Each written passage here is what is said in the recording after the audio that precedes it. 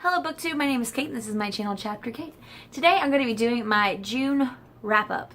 I almost said July. I keep doing that. So July was not a biggest reading month for me.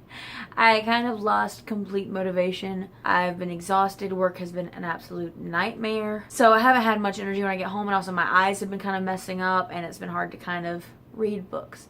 I have convergence insufficiency, which makes it hard to track on a page, and if there's like a lot on a page, it's hard for me to read. So graphic novels have been great. They're a little bit different because they're kind of all over the page. It's not just like words. So let's just get started. So first this month I read A Tragic Kind of Wonderful by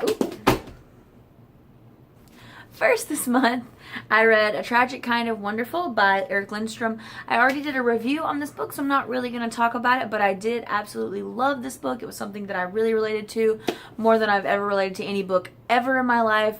I could probably do a book review part 2, just add a bunch more thoughts to that, because it was absolutely amazing. It was such a beautifully written book. But it is a YA contemporary, and I am going to try and link that review in the description. Then I discovered Snark Girl because everybody had been talking about it, and I read volumes 1 and 2. She's a fashion blogger, and the way that it's kind of set up is very social media-esque. Like, it's just the art style and everything has a lot of social media elements into it, but it's also like a mystery book, and it's really cool. I love the colors in it. She has got bright green hair. Essentially, she lives kind of a double life. She's got this famous fashion blogger life in public, and then in private she has terrible, humiliating allergies. The comics are just so colorful. I love the art style. It's absolutely great. It's by the same people that made Scott Pilgrim. It's by Brian Lee O'Malley and Leslie Hung. I don't know if Leslie did Scott Pilgrim. I think it may have just been Brian.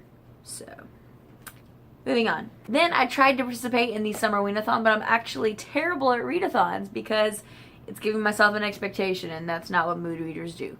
Especially mood readers with bipolar disorder. It just doesn't work out. So, I did manage to read 2 books. Actually, 2.5. The third I'm still reading. It's one of my books. But I did read Coraline finally by Neil Gaiman. I've always loved Neil Gaiman's books. So, Coraline has been on that list for a long time. I watched the movie a long time ago, and when this book originally came out, I think I was in middle school, and I think the art style kind of scared me. I think it was middle school, yeah. I didn't really want to read it at the time because pictures are freaking me out easier than words do. But I finally read it. I was only a little bit freaked out by the pictures. I kind of just covered them up when I was reading a page that had a picture on it. But it was a really good book, and it was an amazing middle grade book. The main idea to get from it is that, can we pretend that airplanes in the night sky will get out of my video? Thank you. The general idea that he's trying to get across with this book is that to be brave doesn't mean that you're not scared. It just means that you are scared and you do it anyway. And I think that's what's kind of cool about this book, is that it tells a really important story. It is very creepy, but it's a good book. It's a good story. And then I read The Cruel Prince by Holly Black. I've read the Tithe trilogy, and I really loved it. I love fairies. I've loved them for a long time. So I was really excited to read this. And it was a very addictive book. It wasn't like mind-blowing in any way, but I just find it interesting. And I love that the main character of this book is a twin, because you don't really see that a lot in books. I've had a lot of twin friends in my lifetimes, but I thought it was kind of cool that it was about a twin, because usually you don't see that. And it really separates the two twins into their own personalities. And I know like a lot of media kind of puts them as being like the same people a lot of times, so I thought that was kind of cool. But it is about a human girl who kind of moves to fairy because of a family situation that pretty much happens in the very beginning of the book. And there's a prince who is very cruel. It's all in that title right there, but it's very good. It's a very good, addictive, quick read. And then I read a bunch of graphic novels because I did the Pride Flag book tag, and most of the books that I could think of were graphic novels. So I read more because I only had enough for like half of the category, so I found more and did some research and read some more books. So I read Kaptara. It is by Chip Zdarsky and Kagan McLeod. I talked about this in my Pride Flag book tag video, so I'm not going to talk about it a lot, but it's primarily this astronaut dude right here. He's a proud gay man. He moved out to space because he didn't really feel like anything was left for him on Earth. There's a lot of quirky characters. The humor in it is very, some of it's dry, some of it's just very on the nose, but I loved the art style, I loved the action, I loved the whole plot. It's very in-depth, and I kind of really got a feel for the world in this, but it's cool. And this is only volume 1, which makes me excited for more. And then I read The Infinite Loop, and this one is by Pierre Collinet and Elsa I had this problem last time. Elsa Charretier. I think it's French. Charretier. And this is about kind of an agency of people who work to fix anomalies in time, kind of, because people have kind of developed the ability to travel back and forth in time and to do all these other cool things. So that said, some people try to change things, and they're scared that it's going to mess things up because they don't want things to change. And it addresses, what did I just do?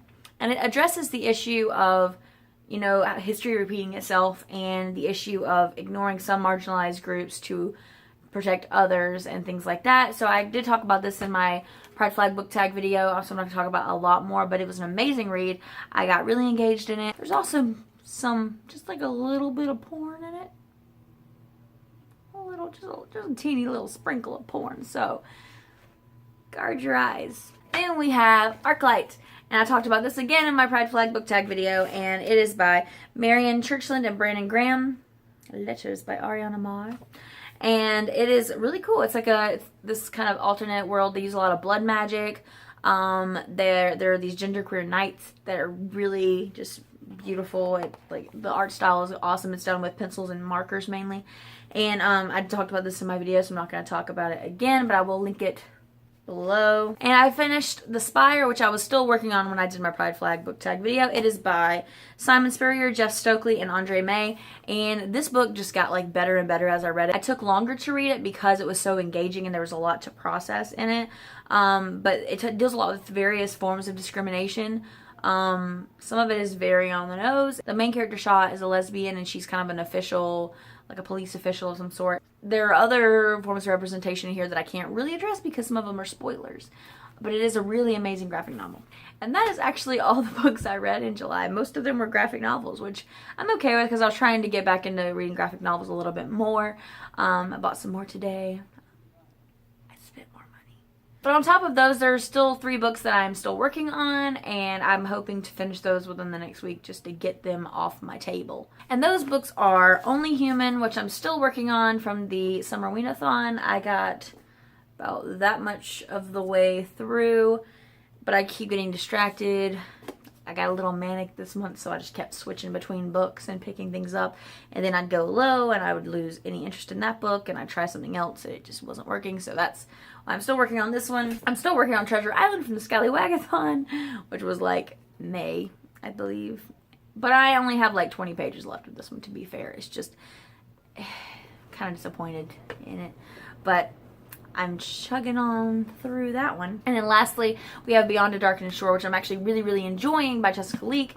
And I think it's just because I have so many that I'm trying to read at once that I'm not getting through any of them. So I'm trying to work on Treasure Island, getting that just out of the way first.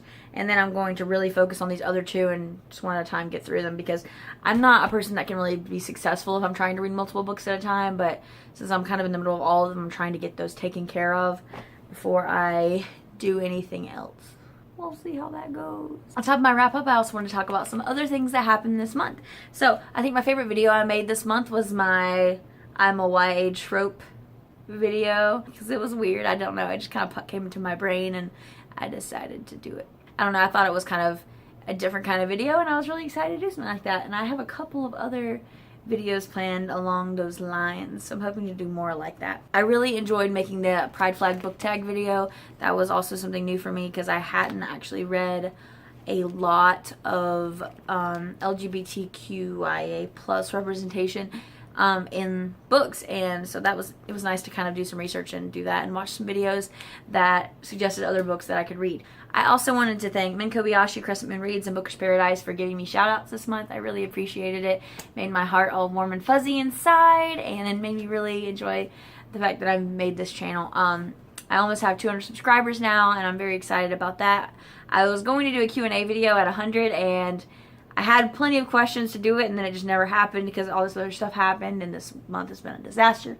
However, I think I'm going to hold it off and do it at 200. So if you do have any other questions to send to me for that video, you can either leave them below on this video, or you can message me on my Twitter, which is also in the description. But that is all I had to say today. If you would like more of this junk, subscribe below. Bye!